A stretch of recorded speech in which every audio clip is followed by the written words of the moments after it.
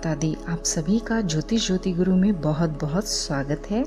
आप सभी कैसे हैं बताइएगा ज़रूर, और कमेंट में जय माता दी लिखकर अपनी हालचाल ज़रूर बताइएगा। तो चलिए आज की वीडियो शुरू करते हैं। और हाँ, वीडियो शुरू करने से पहले जो भी नए व्यूअर चैनल पर पहली बार आए हैं उनसे अनुरोध है कि वीडियो को शेयर, लाइक और चैनल को सब्सक्राइब करना बिल्कुल भी ना भूलें, ताकि सभी नई जानकारियाँ आपको सबसे पहले प्राप्त हो और आप अपने जीवन में उनका लाभ अवश्य ही उठा पाएं। तो आज हम बात करेंगे महालक्ष्मी व्रत के संबंध में। महालक्ष्मी व्रत राधा अष्टमी दिन से शुरू होता है और यह भाद्रपद महीने की शुक्ल पक्ष की अष्टमी तिथि से प्रारंभ होकर अश्विन माह के अष्टमी तिथि तक 16 दिनों का व्रत चलता है, जिसमें महालक्ष्मी जी को प्रसन्न करने के लिए व्रत पूजन और माँ की आराधना, मंत्रों का जाप, श्री सूक्त का पाठ करके माँ को प्रसन्न किया जाता है। इस व्रत को करने से बहुत ही अधिक पूर्ण फलों की प्राप्ति होती है। इस व्रत के प्रभाव से व्यक्तियों को सभी प्रकार की संपत्तियों की मनोवांछित फलों की प्राप्ति होती है। माना जाता है कि यह व्रत 16 दिनों तक किया जाता है, लेकिन कुछ लोग अंतिम दिन का व्रत रखकर भी यह व्रत को करते हैं और उनका पालन करते हैं। और कई लोग 3 दिन का भी व्रत रखते हैं, जिसमें वे पहले दिन मतलब अष्टमी को व्रत रखते हैं, फिर वे 8वें दिन व्रत रखते हैं और फिर 16वें दिन व्रत रखते हैं। इस तरीके से 3 दिन का भी व्रत रखते हैं और कुछ लोग सिर्फ अंतिम 16वें दिन का व्रत भी रखते हैं। तो इस तरीके से भी व्रत रखते हैं। और कुछ लोग जो होते हैं वो पूरे 16 दिन मतलब अष्टमी से लेके भाद्रपद की अष्टमी से लेकर और अश्विन पक्ष की अष्टमी तक इस व्रत को पूरे 16 दिन के लिए रखते हैं। इस व्रत को फलाहार रखकर रखा जाता है, जिसमें कि फल के ऊपर व्रत को रखा जाता है और फिर 16वें दिन पूजा पाठ करके व्रत का उद्यापन करके भोजन किया जाता है। इस व्रत को करने से माता लक्ष्मी बेहद प्रसन्न होती हैं और माता लक्ष्मी सभी आपकी मनोकामनाओं को पूरा करती हैं और आपके घर को धन धान्य से परिपूर्ण करती हैं। महालक्ष्मी व्रत में कुछ चीज़ों का ध्यान रखना चाहिए।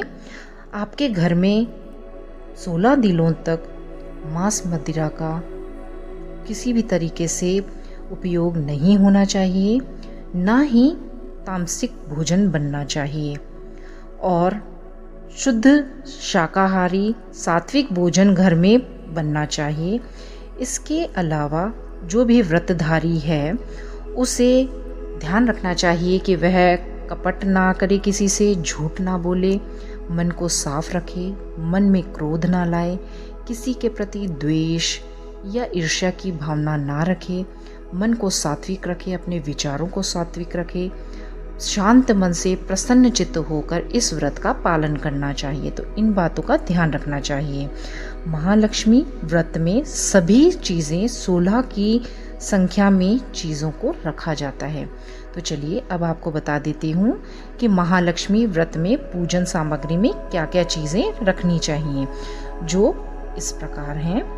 महालक्ष्मी व्रत के पूजन में मिट्टी से बनी हुई हाथी की मूर्ति के ऊपर माँ लक्ष्मी बैठी हूँ ऐसी मूर्ति लेकर आनी चाहिए, प्रतिमा या फोटो रखनी चाहिए। या अगर हाथी के ऊपर बैठी हुई माँ लक्ष्मी नहीं मिलती हैं तो अलग से महालक्ष्मी माँ की फोटो और हाथी को अलग से लाकर रख सकते हैं और ऐसी प्रतिमा और फोटो की भी पूजा कर सकते हैं। या सबसे सरल आपको बताऊं तो कैलेंडर में भी होते हैं, माँ लक्ष्मी बैठी हुई हैं, हाथी उनके पास जल छिड़क रहे हैं या पुष्प छिड़क रहे हैं। तो इस तरीके की कैलेंडर की फ़ोटो को लेकर भी आप पूजा पाठ कर सकते हैं। तो इस तरीके से आप पूजा पाठ करें। इसके अलावा मिट्टी की माता की आपने मूर्ति ले ली जो कि हाथी के ऊपर बैठी हुई हैं, या प्रतिमा ले ली या फ़ोटो ले ली किसी भी तरीके से, वो ले लिया आपने। और श्री यंत्र ले लिया। मैया का श्री यंत्र मैया को बहुत अधिक प्रिय होता है। अगर मैया की जहाँ फ़ोटो भी नहीं होती है लेकिन श्री यंत्र को भी माँ का स्वरूप ही मानकर उनकी भी पूजा कर लेते हैं तो भी पुण्य फलों की और महालक्ष्मी को प्रसन्न करने की पूर्ण विधान संपूर्ण हो जाता है। तो मैया का श्री यंत्र भी रखना चाहिए, मूर्ति प्रतिमा भी रखनी चाहिए। फिर मैया के पूजन पाठ में लाल रंग का रेशमी कपड़ा बिछाना अत्यंत आवश्यक है। लाल अगर नहीं होता है तो आप पीला भी ले सकते हैं, लेकिन लाल सबसे सर्वोत्तम होता है। रोली, मौली, अक्षत, हल्दी, नारियल, धूप, दीप, कपूर, मौली का धागा लाल रंग का हो या पीला रंग का हो, ये मिक्स हो, उससे कोई फर्क नहीं पड़ता है। इत्र, लौंग, पान, सुपारी, फूल ले लें आप तो फूल में आप कोई भी फूल ले सकते हैं, लेकिन फूल लाल रंग का होना चाहिए। गुड़हल का फूल आप ले सकते हैं, गुलाब का फूल ले सकते हैं। और अगर बहुत अधिक आपकी क्षमता है, आप समर्थ हैं, तो आप कमल का खिला हुआ बड़ा फूल भी लाकर माँ के पास रख सकते हैं, जो कि सबसे सर्वोत्तम होता है। और माँ को अर्पित करने के लिए इन फूलों से बनी हुई माला भी माँ को अर्पित कर सकते हैं। अगर ये सब ना उपलब्ध हो तो आप गेंदे के फूलों की माला भी माँ को अर्पित कर सकते हैं या गुलाब के फूलों की माला अर्पित कर सकते हैं। नारियल आप ले लें और दक्षिणा अवश्य ही रखें। दक्षिणा जब हम रख देते हैं तो किसी भी तरीके की सामग्री में या पूजा पाठ में कोई भी कमी रह जाती है तो दक्षिणा उसे पूरा कर देती है। तो दक्षिणा रखना बिल्कुल भी ना भूलें। मौसमी फल आप ले लें, जो भी उस समय मौसम के फल चल रहे हैं। नारियल तो आप लेंगे ही, फल भी आप अवश्य ही रखें। माँ को भोग लगाने के लिए दूध से बनी हुई मिठाइयाँ अवश्य ही रखें। लकड़ी की एक चौकी या पाटा लें जिसके ऊपर आप लाल वस्त्र जो आपने रेशमी लिया है वो बिछाएंगे, तो वो भी अवश्य ही रखें। अब कलश लेंगे, कलश, दूर्वा, उसमें डालने के लिए आम के पत्ते लेंगे तो 5 आम के पत्ते लें, अवश्य ही लें। अगर किसी कारणवश आम के पत्ते आपको मिल नहीं रहे हैं तो अशोक के पेड़ तो हर जगह होते ही हैं, तो आप अशोक के 5 पत्ते भी ले सकते हैं, लेकिन सर्वोत्तम आम के पत्ते ही होते हैं। ना मिल रहे हों और पूजा पाठ व्रत आपको रखना ही है तो फिर आप अशोक के पत्ते भी प्रयोग कर सकते हैं। अब आपने जो सफ़ेद मिठाई माँ को दूध से बनी हुई रखी हैं, वो भी अगर आप उपलब्ध नहीं कर पाते हैं तो आप सबसे सर्वोत्तम है कि घर में बनाई हुई, शुद्धता से बनाई हुई माँ को खीर का भोग लगाएं। बस हाँ, ये ध्यान रखें कि खीर में आप मिश्री का प्रयोग अवश्य ही करें। मिश्री डालें, खीर बनाएं, और वो भी आप नहीं बना सकते हैं तो गेहूं के आटे का हलवा सबसे सर्वोत्तम होता है, सबसे सरल होता है और हर कोई बना भी सकता है, तो आप वो माँ को भोग लगाएं। देखिए, माँ तो सिर्फ भक्त जो होते हैं, हम बच्चे जो होते हैं, उनके भावों को देखती हैं। तो आप सिर्फ खीर का भोग भी लगा सकते हैं, वो भी ना हो तो हलवे का भोग लगा दें। तो इस तरीके से माँ को आप सफ़ेद चीज़ें, मिठाई, खीर, ये भोग लगाएं, अवश्य ही लगाएं। अब आप 16 श्रृंगार की चीज़ें लें और माता रानी को साड़ी अर्पित करें। तो साड़ी में आप माँ को कभी भी ध्यान रखें, काला, नीला और सफ़ेद रंग की साड़ी महालक्ष्मी मैया के व्रत में ना तो अर्पित करें और ना ही स्वयं धारण करके पूजा पाठ करें। आप स्वयं भी उस दिन पीले रंग के वस्त्र धारण कर सकते हैं, गुलाबी या लाल, इन बातों का ध्यान रखें, या नारंगी। लेकिन काले, नीले, सफ़ेद वस्त्र ना तो आप खुद धारण करें और ना ही महालक्ष्मी व्रत में उन 16 दिनों में माँ को ना तो अर्पित करना चाहिए और ना ही स्वयं धारण करें। तो 16 श्रृंगार की सामग्री लें और माँ को गुलाबी या लाल रंग की साड़ी अर्पित करें। साड़ी के साथ मैया को चांदी की बिछिया, नथ, सिंदूर, मेहंदी और लाल रंग की चूड़ियाँ, ये अवश्य ही अर्पित करें। ये सामग्री अर्पित करना अत्यंत ही आवश्यक होता है। तो ये 16 व्रतों का नियम होता है महालक्ष्मी जी के। तो 16 श्रृंगार की सामग्री रखना अत्यंत ही आवश्यक होता है। तो इन सामग्रियों को आप रखें और व्रत को संपूर्ण करें। तो ये बहुत ही आवश्यक है 16 चीज़ें रखना। व्रत के समय आपको सुबह जल्दी उठना है, नहाना है, अपने सभी कार्यों से निवृत्त होकर स्वच्छ हो जाना है। पूर्ण रूप से स्वच्छ वस्त्र ही धारण करने हैं। फटे पुराने या किसी भी तरीके से खराब कपड़े या गलत रंग वाले कपड़े आपको धारण नहीं करने चाहिए।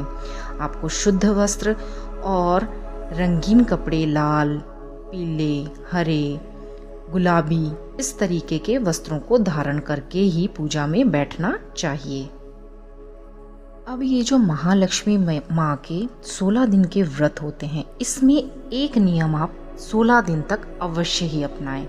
ये एक तरीके से कंपलसरी है, या इसको आप मान लें कि ये करना अत्यंत ही आवश्यक है इस व्रत में, क्योंकि 16 का महत्व है इस व्रत में। तो आपको क्या करना है कि जब भी आप मंजन करेंगे या दांतों को अपने साफ करेंगे और नहाएंगे, तो आपको 2 नियम इन 16 दिनों में नियमित रूप से अपनाने ही हैं। ध्यान रखिएगा। आपको क्या करना है कि आपको 16 बार कुल्ला करना होता है, बहुत आवश्यक होता है। 16 बार गिनती से करना है। और 16 दुर्वा के अंकुर जब आप नहाएं तो अपने सिर पर रखना है, फिर उसके ऊपर पानी डाल के आपको नहाना है। ठीक है। तो ये जो क्रिया है आपको 16 दिन तक नियमित इसका अनुसरण करना है। फिर आप जब स्वच्छ हो गए, आपने स्वच्छ वस्त्र, नए वस्त्र धारण कर लिए। साफ वस्त्र, जरूरी नहीं है नए हों, लेकिन स्वच्छ हों, साफ हों और कलर उनका सही हो, वो धारण कर लिए। आप अपने पूजा घर के मंदिर में बैठ गए। मंदिर आपने साफ कर लिया अच्छे तरह से, और वहाँ बैठकर आप पहले माता लक्ष्मी के आगे, श्री यंत्र के आगे व्रत करने के 16 दिन व्रत करने का संकल्प लेंगे। तो संकल्प के लिए आपको अपना हाथ लेना है, सीधा वाला हाथ लेना है, और नीचे आपको अपना उल्टा वाला हाथ लगाना है। तो आप इस तरीके से, जैसे पानी अगर हाथ में डालें तो चलू बन जाती है हाथ की, मोड़ लेते हैं थोड़ा सा, तो इस तरीके से बनाकर उसमें आपको एक पुष्प रखना है, थोड़े से चावल के दाने रखने हैं और थोड़ा सा जल डालना है। तो इस तरीके से आपको 16 दिन के महालक्ष्मी व्रत को करने का संकल्प अवश्य ही करना है।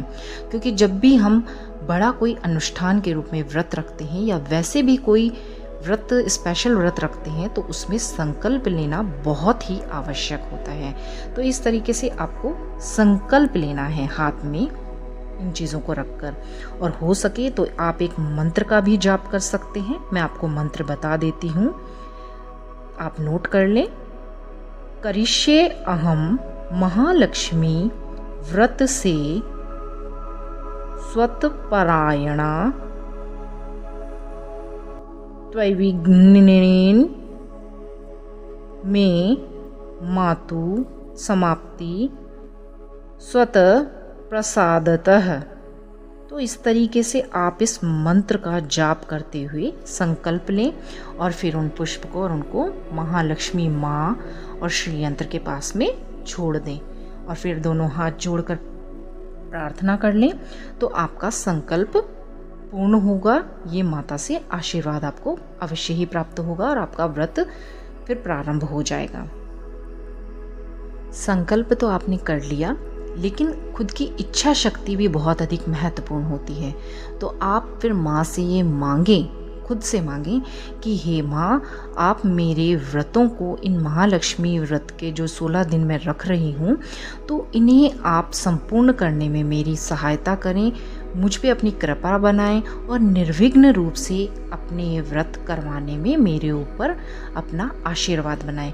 तो देखिएगा आपके ये व्रत कब संपूर्ण हो जाएंगे, आपको खुद को पता नहीं चलेगा और आपके व्रत बिल्कुल निर्विघ्न रूप से, बहुत ही सहजता से संपूर्ण हो जाएंगे। अब मैं आपको पूजा विधि बता देती हूँ कि किस तरीके से आपको पूजा करनी है। तो आपको पाटा जो आप लेंगे साफ़ करके, लकड़ी की चौकी या पाटा, उस पर पहले गंगा जल छिड़क लें और उसे साफ़ कर लें। फिर जो रेशमी वस्त्र लाल रंग का आपने लिया है उसको बिछा दें।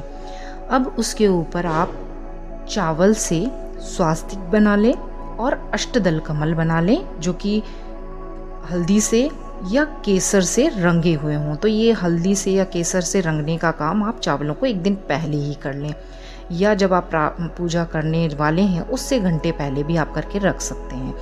तो इस तरीके से आपको स्वास्तिक बनाना है चावल से, और अष्टदल कमल बनाना है। अष्टदल कमल नहीं भी आता है तो एक थोड़े से चावल लेके आप उसकी ढेरी सी लगा दें पीले चावलों की, और आप उसको अष्टदल कमल माने, ये हाथ जोड़ के आप प्रार्थना कर लें। अब जो आपने अष्टदल कमल बनाया है उसके ऊपर माता रानी की मिट्टी की मूर्ति जो हाथी पर बैठी हुई हैं उन्हें विराजित करें, और फिर बाद में गणेश जी को स्थापित करें। तो गणेश जी की मूर्ति अगर आपके पास ना हो तो आप सुपारी ले लें और सुपारी के ऊपर मौली धागे को लपेट लें, तो वो गणेश जी का स्वरूप ही माना जाता है। फिर उन्हें स्थापित कर दें। फिर आप श्री यंत्र रखें। तो श्री यंत्र रखना महालक्ष्मी मैया के किसी भी व्रत में, पूजन पाठ में अत्यंत ही आवश्यक है, क्योंकि माता को श्री यंत्र अत्यंत ही प्रिय है। और अगर आपने कोई सोना या चांदी या कोई हीरे का कोई भी ज्वेलरी या कुछ भी चीज़ छोटी सी या बड़ी सी कुछ भी खरीदी है उन दिनों में और आपने यूज़ नहीं की है, मतलब एकदम नई है, तो वो भी आप महालक्ष्मी मैया के प्रसाद के रूप में वहाँ पर अर्पित कर सकते हैं। जब वो व्रत पूर्ण होंगे तब आप उसे ग्रहण कर लें, अपने धारण कर लें या पहन लें। तो इतने 16 दिन के लिए आप वहीं पर ही रखा रहने दें। तो सोने को भी महालक्ष्मी के रूप में ही माना जाता है, तो उसको भी रखना बिल्कुल ना भूलें। अब आपको कलश की स्थापना करनी है, तो आपको तांबे का कलश लेना है। तांबा बहुत ही शुभ होता है महालक्ष्मी व्रत में।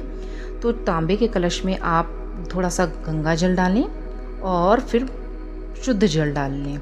शुद्ध जल डालने के बाद आप थोड़े से पहले गेहूं के दाने या चावल के दाने रखें, फिर कलश को रखें और उसके ऊपर स्वास्तिक बनाकर टीका कर दें, चावल चिपका दें, मौली उस कलश के ऊपर बांध दें। सबसे पहले कलश को भी मौली बांधी जाती है, कलश को मौली बांध दें और उसके अंदर जल के साथ, वरुण देव के साथ हम कुछ चीज़ें डालते हैं ताकि कलश की स्थापना रहे, देवी देवताओं का वास रहे। तो उसमें एक सुपारी, सिक्का, थोड़ी सी चावल, अक्षत जो कि टूटे हुए ना हो, बाद में पानी में घुल के वो टूट जाए कोई दिक्कत नहीं है। सबसे पहले हमें अक्षत साबुत ही डालने होते हैं जब हम कलश की स्थापना करते हैं, और एक हल्दी की गांठ हमें उसमें डालनी है। ये डालने के बाद उसके ऊपर एक तश्तरी जैसी प्लेट रखनी है छोटी सी, जिसका मुंह खुला हुआ आराम से वो उस लोटे के ऊपर आ जाए, और उसे चावल से भर देना है। चावल से भर देने के बाद उसके ऊपर हमें नारियल स्थापित करना है। तो हमें जटा वाला नारियल लेना है, हिला के देख लेना है उसमें पानी भरा हो, सूखा हुआ नारियल, एक गिट वाला नारियल नहीं लेना है। अब उसके ऊपर हमें मौली लपेट देनी है। अगर चुन्नी आपके पास है नहीं तो आप चुन्नी लपेटें, ये सर्वोत्तम होता है। लेकिन अगर चुन्नी नहीं है, कोई कपड़ा नहीं है, तो फिर मौली धागा भी वस्त्र का कार्य करता है, तो आप फिर मौली लपेट दें। और श्री यंत्र के पास में, कलश माँ के आप पास में आपने स्थापित किया है, वहाँ अखंड ज्योत जो कि शुद्ध देसी घी की, गाय के घी की, बेसिकली बिल्कुल क्लियर मैं आपको बता रही हूँ, गाय के घी का दीपक ही प्रज्वलित करें तो सर्वोत्तम होता है। क्योंकि माँ लक्ष्मी को कहा माना जाता है कि माँ लक्ष्मी, राधा जी जो भी हैं उन्हीं का स्वरूप है, वो गौलोक में रहती हैं और गौओं से बहुत ही अत्यंत उन्हें प्रेम है। तो गाय के घी का अगर प्रयोग हम करते हैं और कोई ज़्यादा विधि विधान भी नहीं करते हैं तो भी महालक्ष्मी माँ बहुत जल्दी प्रसन्न होती हैं। तो 16 दिन हो सके, जो भी अगर व्रतधारी 16 दिन का व्रत रख रहे हैं तो वे इन 16 दिनों के लिए अखंड ज्योत जला कर रखें, ये सर्वोत्तम होगा। और गाय के घी का ही प्रयोग करें। पहले से ही गाय के घी के डिब्बे अगर आपकी क्षमता है, तो सामर्थ्य है, तो आप ला कर रख लें और गाय के घी का ही प्रयोग करके अखंड ज्योत प्रज्वलित करें। अब गणेश जी को, माता लक्ष्मी को टीका करें, चावल अक्षत लगाएं, जो बिना टूटे हुए चावल हैं वो लगाएं। कुमकुम के साथ ही माता रानी को श्रृंगार की सामग्री भी अर्पित करें और धूप दीप दिखाएं, माता को पुष्प अर्पित करें, गुलाब का पुष्प हो, गुड़हल का हो या कमल का, जो भी या माला अर्पित करें माता रानी को। उसके बाद में आपको एक सफ़ेद धागा लेना है। धागा इतना बड़ा लेना है कि आप उसको 16 बार लपेट पाएँ, कच्चा सूत जिसे बोलते हैं। या आप अगर वो ना ले पाएँ तो कच्चे सूत से थोड़ा आजकल मोटा भी आने लग गया है, तो वो भी आप ले सकते हैं। तो बेसिकली लेना आपको कच्चा सूत है, उसको आपको 16 बार आपको लपेटना है। 16 बार लपेट के उसमें 16 ही गांठें लगानी हैं। और हल्दी या केसर का थोड़ा सा पानी कर लें, उसमें उसको थोड़ा सा रंग लें। सफ़ेद अर्पित ना करें माँ को, तो ऐसा पीला पीला सा हल्का पीला रंग कर उसको माँ के चरणों में अर्पित कर दें। माँ के चरणों में अर्पित कर दें। तो छोटी सी एक प्लेट या कटोरी कुछ भी रख के माँ के चरणों के पास रख दें और वहाँ पर अर्पित कर दें। अब उस धागे की भी आप विधि विधान से थोड़ा सा पूजा पाठ करें। तो हल्का सा आप उस पर जल छिड़कें, तिलक लगाएं, रोली कुमकुम लगाएं, चावल अर्पित करें, थोड़े से पुष्प के पत्ते अर्पित करें या पुष्प अर्पित करें। तो इस प्रकार से उस धागे की भी पूजा पाठ करें। धूप दीप उसे भी दिखाएं। माँ की विधिवत कथा सुने और आरती अवश्य ही करना ना भूलें। माँ की आरती कपूर से करें, धूप से करें। खुशबू का अत्यंत ही महत्व है। माँ के कपड़ों पर इत्र छिड़कें, माँ की मूर्ति पर इत्र छिड़कना बिल्कुल भी ना भूलें, क्योंकि सुगंधित वातावरण होता है तो माँ को बहुत ही प्रिय होता है, बहुत अच्छा लगता है माँ को। हाँ, गणेश जी की जब आप पूजा करेंगे तो गणेश जी को दुर्वा चढ़ाना बिल्कुल भी ना भूलें। और आपने सबको तिलक कर दिया, माँ को पुष्प अर्पित कर दिए और कलश की भी आपने पूजा कर दी। और ऊपर जो आपने नारियल रखा है उसको भी तिलक कर दें और उस पर भी पुष्प अर्पित अवश्य ही करें या माला अर्पित कर दें। तो इस तरीके से विधिवत जितनी आपको विधि आती है उस हिसाब से आप सभी देवी देवता जो वहाँ विराजित हैं, वरुण देव हैं, गणेश जी हैं, महालक्ष्मी जी हैं, उनका पूजन अवश्य ही ढंग से करें, शांत रह कर करें।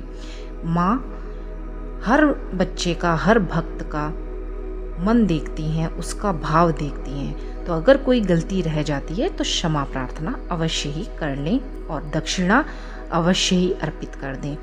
फिर माँ को भोग लगाएं, फलों का भोग लगाएं, खीर का भोग लगाएं, मिठाई का भोग लगाएं, श्री यंत्र को भी लगाएं, गणेश जी को भी लगाएं। अब आप आरती कर लें माँ की और माँ के पास बैठ जाएं। तो माँ के मंत्रों का आप जाप करें, बिल्कुल कमर को सीधा कर लें और फिर माँ के मंत्रों का जाप करें। अगर आपको बड़े मंत्र माँ के ना आते हों तो छोटा मंत्र भी, माँ का एकाक्षरी मंत्र भी जाप कर सकते हैं, जिसमें माँ का श्री मंत्र है। तो श्री मंत्र की यथासंभव आप 16 माला प्रतिदिन जाप कर लें। नहीं तो माँ का कई मंत्र हैं जिसमें ओम नमस्तुभ्यम नमस्तुभ्यम, महालक्ष्मी नमस्तुभ्यम, इस तरीके से, या ओम श्रीम श्रीये महालक्ष्मी आये नमः, इस तरीके के कई मंत्र हैं माँ के, उन्हें आप जाप कर सकते हैं। मैया के श्री सूक्त का पाठ करें, कनक धारा स्रोत का पाठ करें या माँ के संपुटित श्री सूक्त का पाठ भी अवश्य ही करें। तो इनमें से जो भी आपकी श्रद्धा हो उस पाठ को आप अवश्य ही करें और नियमित 16 दिनों तक आप पाठ करना बिल्कुल भी ना भूलें। हाँ, मैं आपको एक बात और बता दूं कि जब भी आप किसी भी देवी देवता की कथा सुनते हैं तो कभी भी खाली हाथ कथा नहीं सुननी चाहिए। तो महालक्ष्मी व्रत में चावल का अत्यंत ही महत्व होता है। तो चावल जो होते हैं उनको आप कुछ दाने, अक्षत वाले जो साबुत दाने होते हैं चावल के, वो हाथ में रख लें और फिर कथा का वाचन करें। इस तरीके से कथा सुनने से उसका पुण्य कई गुना बढ़ जाता है। और फिर बाद में वो कथा सुन के या तो पक्षियों को डाल दें या फिर आप इकट्ठा करते जाएं 16 दिनों के बाद में, फिर उनको गमले में या मिट्टी में विसर्जित कर दें या जल प्रवाह कर दें। तो इस तरीके से आप यह कार्य करें, विधिवत माँ की पूजा अर्चना करें। किसी भी तरीके की अगर कोई कमी रह जाती है, आपको लगता है कि कोई गड़बड़ ना हो गई हो, तो माँ से अंत में क्षमा प्रार्थना का मंत्र बोलें। मंत्र नहीं आता है तो आप माँ से सरल शब्दों में क्षमा मांग सकते हैं। जैसे हम अपने बड़ों से गलती हो जाती है तो बड़ों से क्षमा मांगते हैं, उसी तरीके से माँ से क्षमा प्रार्थना कर लें। और कोई भी भूल चूक रही हो उसके लिए माँ से नतमस्तक होकर क्षमा मांग ले तो माँ क्षमा कर देती हैं, क्योंकि माँ सिर्फ हमारे भावों को देखती हैं। अब आपको इस व्रत के, महालक्ष्मी व्रत के उद्यापन की विधि बता देती हूँ। तो 16वां दिन जो होता है माँ का, सबसे अंतिम दिन, उस दिन उद्यापन किया जाता है, व्रत को खोला जाता है। तो उस दिन क्या किया जाता है कि 2 सूप लिए जाते हैं, जो गेहूँ चावल छानते हैं ना, जिसमें से तूड़ी निकल जाती है, तो इस तरीके से उसमें उछाल उछाल के साफ़ करते हैं। सूप जिसे बोलते हैं, लकड़ी के बने हुए होते हैं, तो वो आपको लेने हैं। अगर वो किसी भी कारणवश नहीं मिलते हैं तो फिर आप 2 स्टील की थालियाँ भी ले सकते हैं। तो 2 थाली लेनी है, लेकिन थाली आप ले रहे हैं तो ध्यान रखें कि आपको नई थाली लेनी है। पुरानी थाली यूज़ की हुई या खाना उसमें खाया हुआ पहले, ऐसी थाली प्रयोग में ना लें, इस बात का विशेष ध्यान रखें। अब जितनी भी आपने 16 सामग्रियाँ ली हैं श्रृंगार की, और माता को जो भी सामान आपने चढ़ाया है वो उस एक सूप में रख लेते हैं, 16 श्रृंगार की सामग्रियाँ, क्योंकि 16 का महत्व है इस व्रत में।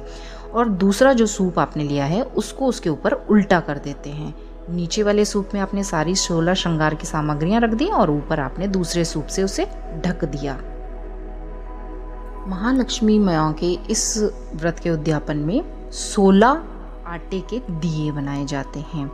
तो 16 आटे के दिए प्रज्वलित करके रख लें, और जो भी श्रृंगार की सामग्री आपने रखी है सूप में, वो माँ के पास अड़ा दें, माँ को अर्पित करें, ऐसे भाव रखें, और फिर वो किसी ब्राह्मणी को दान कर दे बाद में। अब उस दिन रात को जब चंद्रोदय हो तब कलश को जल भर कर लेकर जाएं और चंद्रदेव को माँ लक्ष्मी का स्वरूप मानते हुए अर्घ्य दें। प्रार्थना करें कि हे माँ लक्ष्मी, आप हमारे घर में प्रवेश करें, आप हमारे जीवन में प्रवेश करें, सुख समृद्धि आए हमारे जीवन में और आपका पूर्ण आशीर्वाद हमारे ऊपर बने। इस तरह से माँ का अपने जीवन में आने का, माँ को इस तरीके से आने का माँ को न्योता दें एक तरीके से, और माँ को ये दिल से सोचें कि माँ हमारे जीवन में आ गई हैं। ये बिल्कुल भी नहीं सोचना है कि नहीं आई हैं या कब आएंगी, बस आप ये सोचें कि आपने जल अर्पित कर दिया और माँ आपके घर में, आपके जीवन में आ गई हैं। और मैंने आपको पहले भी बताया है, पहले की जो वीडियो है उसमें भी बताया है कि ये जो महालक्ष्मी माँ के व्रत होते हैं, इन्हें पति और पत्नी दोनों को पूजा एक साथ अवश्य ही करनी चाहिए। अगर पति व्रत नहीं भी रख रहे हैं किसी कारण से, तो सिर्फ एक समय की आरती में सम्मिलित होना आवश्यक होता है, मतलब पूरा परिवार सम्मिलित हो, क्योंकि महालक्ष्मी पूरे घर पर आशीर्वाद बनाती हैं। जब आती हैं तो सारे परिवार को सम्मिलित होकर आरती करनी चाहिए। और जब चंद्रमा को अर्घ्य दें तो ध्यान रखें कि आप अपने पति के साथ ही अर्घ्य दें, क्योंकि दोनों जब मिलकर माँ लक्ष्मी को अपने घर में, जीवन में पधारने का न्योता देंगे तो माँ बहुत जल्दी प्रसन्न होंगी और बहुत जल्दी ही आपके जीवन में प्रवेश करेंगी। तो इसका ऐसा करना बिल्कुल भी ना भूलें। अब माँ को आप भोग की एक थाली तैयार करें और माँ को भोग अर्पित करें। तो भोग में आप बिल्कुल सात्विक भोजन बनाएं, जिसमें कि आपको बिना प्याज लहसुन का भोजन तैयार करना है। उसमें आप सूखे या गीले आलू की तरी वाली सब्जी बना लें, या बिल्कुल सूखी सब्जी बना लें, पूड़ी बना लें। खीर अवश्य ही बनाना ज़रूरी है और उसमें मिश्री अवश्य ही डालें। चीनी डालें या ना डालें, मिश्री अवश्य डालें। और माँ को आटे से बनी हुई भी कोई चीज़ अर्पित करनी चाहिए, तो माँ को पुए, गुलगुले ये अर्पित करें। ये ना कर पाएँ तो आप थोड़ा सा माँ के लिए हलवा बना लें, तो वो भी सर्वोत्तम होता है। तो जैसी आपकी श्रद्धा है, आप उस हिसाब से माँ के लिए भोग की थाली तैयार करें।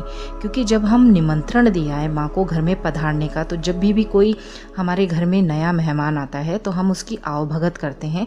तो ये तो माँ स्वयं पधार रही हैं, तो आप उन्हें अच्छा अच्छा भोजन करवाएंगे, उनके मन मुताबिक चीज़ें उन्हें अर्पित करेंगे तो माँ प्रसन्न होंगी।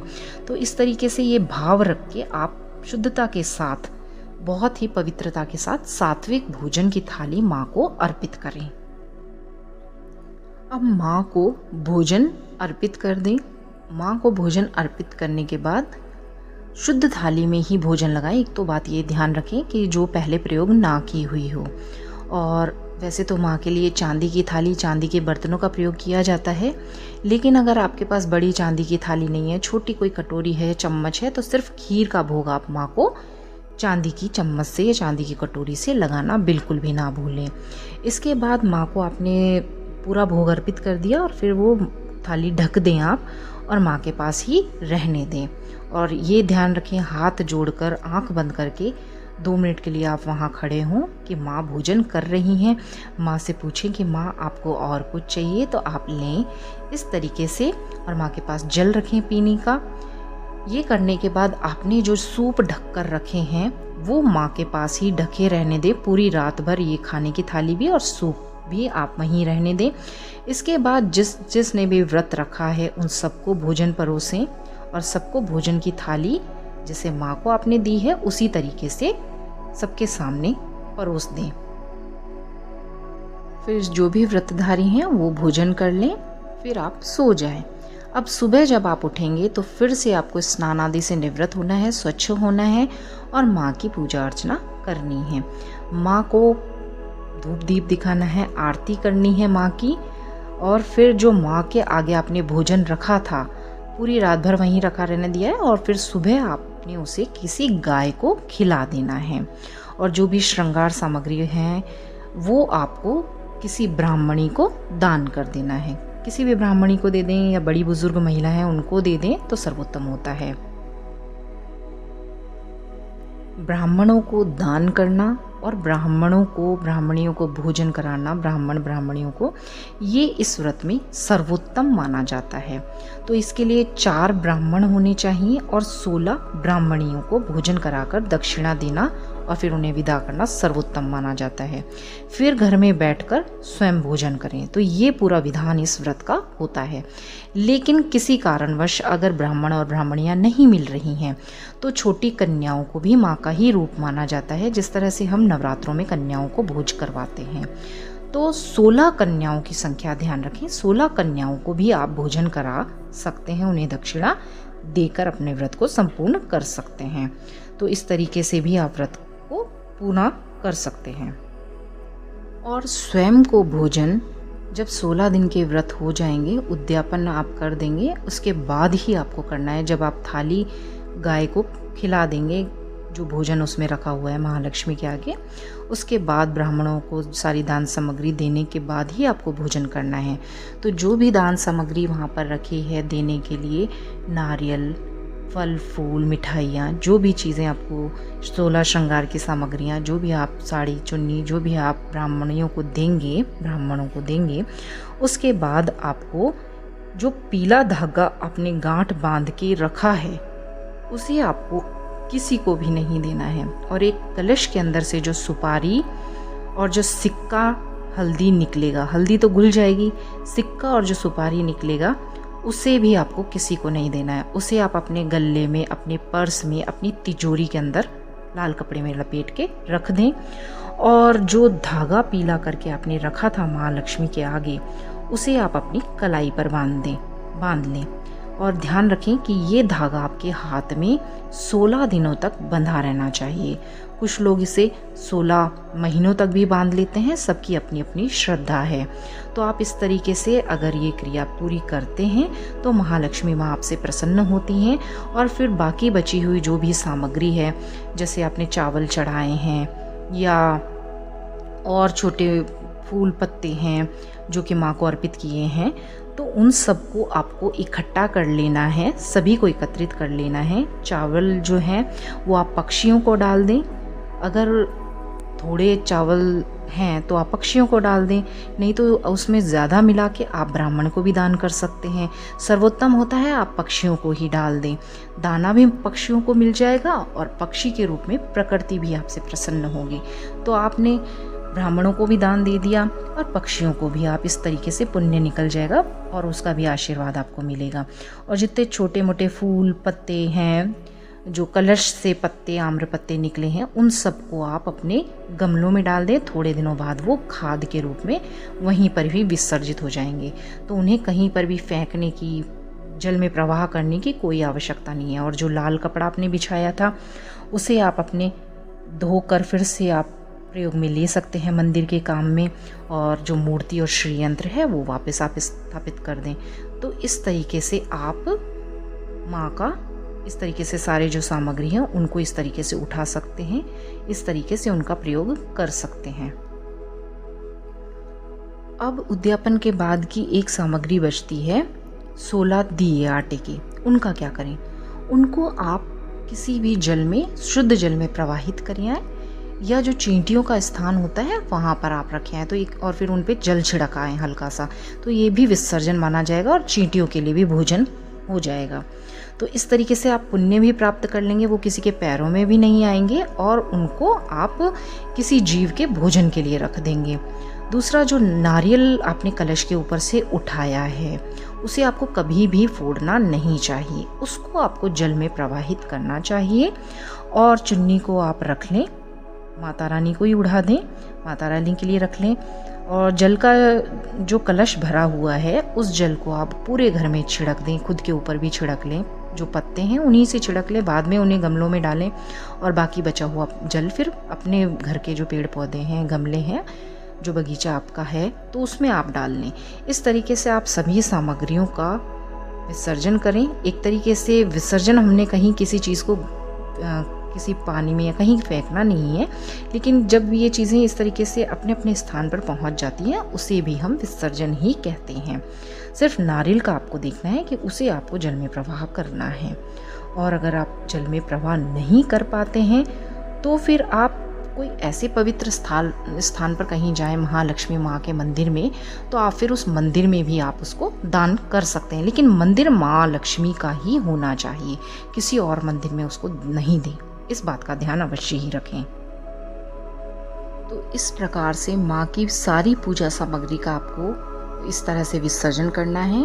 और अगर कोई कौड़ी चढ़ाई है, माँ को चांदी का सिक्का अगर चढ़ाया है, तो जैसे मैंने आपको बताया कि लाल कपड़े में आप सिक्का और सुपारी को लपेट कर रखेंगे, उसी तरीके से चांदी का जो सिक्का आपने माँ की पूजा में रखा है या कौड़ी रखी है तो उनको भी आप अपनी तिजोरी में ही लाल कपड़े में रख लें। तो ऐसा करने से माँ आप पर बहुत अधिक प्रसन्न होती हैं, अपनी कृपा दृष्टि बनाती हैं और जीवन पर्यंत आपको धन की कभी कोई कमी नहीं होती है। तो इन व्रतों को आप बहुत ही सात्विकता के साथ और इन नियमों के साथ अगर आप रखते हैं और शुद्धता का पालन करते हैं, माँ को प्रसन्न कर लेते हैं, तो फिर आपके जीवन के कहने ही क्या है। आपके ऊपर खूब धन की वर्षा होगी और महालक्ष्मी माँ का आशीर्वाद बनेगा। पता ही नहीं चलेगा कि धन कहाँ से आ रहा है, किन साधनों से बन रहा है, बस आपके पास धन आता ही जाएगा। तो इस तरीके से आप व्रत रखें। तो आप सभी को महालक्ष्मी व्रतों की दोबारा से पुनः मैं आपको शुभकामनाएं देती हूँ। आप सभी के व्रत संपूर्ण हो, माँ का आशीर्वाद मिले। और आपको अगर ये वीडियो ज़रा सी भी पसंद आई है, उससे आपको कोई जानकारी मिली है, तो आप वीडियो को लाइक, शेयर और चैनल को सब्सक्राइब करना बिल्कुल भी ना भूलें। तो चलिए मिलते हैं दूसरी वीडियो के साथ। तब तक के लिए आप सभी का बहुत बहुत धन्यवाद और नमस्कार। जय महालक्ष्मी, जय माता दी।